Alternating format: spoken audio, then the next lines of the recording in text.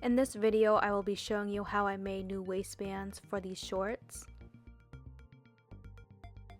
This was my first attempt at the waistband. It looks kind of crappy and it just wasn't tight enough around my body. To make life easier, I just went in and I cut off the stupid fucking waistband. Once I decide how high I want my waistband to be, I lay out the fabric over the shorts and I just kind of eyeball how much fabric it needs to be cut. You can see the waistband is being cut from a longer piece of fabric. The end of the shorts is where I just cut. You can take your time and measure everything to be perfect, but it's just easier for me to lay out the fabric and just make the cut. I also like to leave an inch or two on the sides of the waistbands just in case I mess up and I need that extra fabric. I also decided to use this pink velour fabric instead for the Hello Kitty shorts just because the fabric color looked a lot better and it was a lot more stretchier. The waistband fabric sits at about 12 inches in height. I plan on making the height of the waistband a lot smaller. I just like having more than enough fabric to work with just in case I mess up on anything.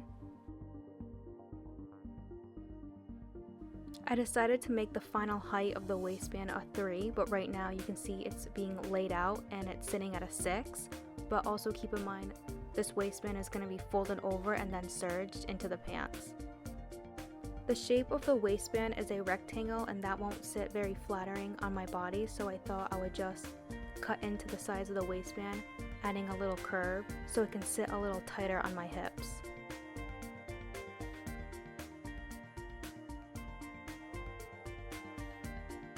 Once I have the majority of the waistband serged onto the pants, I stop sewing, leaving a gap where the two ends of the waistband will meet. The two ends of the waistbands are overlapping because I have more than enough fabric to work with. Now I am just measuring the amount of fabric that needs to be cut off so that gap can be perfectly sewn down. Now the two ends of the waistband can get serged. And once you fold over the fabric of the waistband and the pants, you can see how perfectly they line up together, and now they can go through the serger.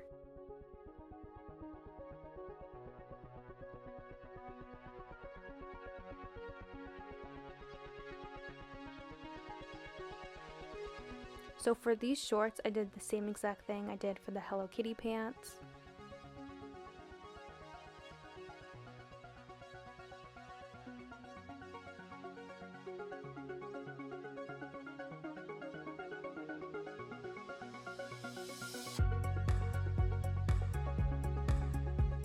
I also needed to make a new waistband for these white pants as well. The original waistband was a little too tight on me, so I just completely serged off the entire waistband. After I serged it, the pants got a little bigger in size, so I had to take in the pants in the front. When the cheetah print fabric is all laid out, it sits at about 10 inches, but I plan on folding the fabric while I serge it, so it's really going to be sitting at 5 inches for the height. Just like the Hello Kitty pants, I left a little gap right before the two ends of the waistbands meet. So once I have the waistband completely serged onto the pants, this is when I'm going to just play around with the waistband and see how I want it to be folded over. While I was serging the waistband to the pants, I wasn't paying attention and I accidentally sewed the wrong side of the cheetah print fabric facing out instead of inside the pants. And this is why the waistband has a little rollover hem. So once I cut down the waistband to the height that I want it to be, I am going back in and cutting out that little curve.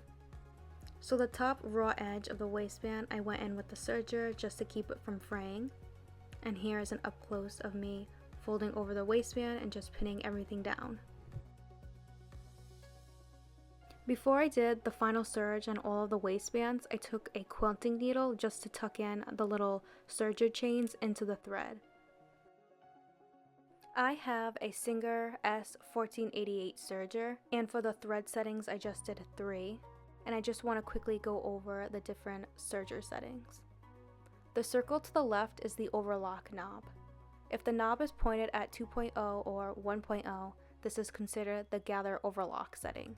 2.0 and 1.0 is best for knit and jersey fabric. So looking at the same circle on the left, and if the knob is pointing at 0.7, this is the stretch overlock. This overlock is good to use on lightweight fabrics. The knob all the way to the right is the stitch length setting. This determines how close or how far apart the thread loops will sit next to each other. I hope this video taught you something new and also inspired you.